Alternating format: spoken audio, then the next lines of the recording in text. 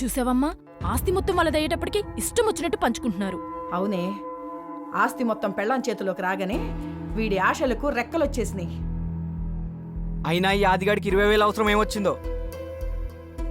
ఇలాగే జరిగిందనుకో, లాస్ట్కి మనకు మిగిలేదు చిప్పే. కూర్చోండి. Hi sir.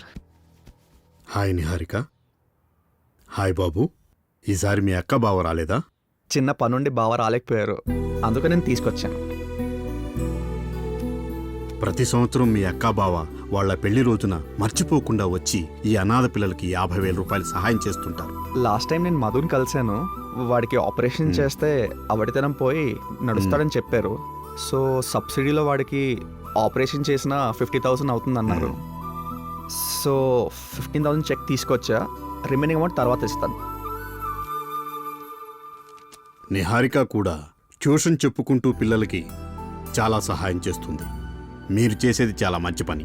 అందుకు ఆ దేవుడు మిమ్మల్ని చల్లగా చూస్తాడు. అయ్యో, నేనేం సహాయం చేయట్లేదు సార్.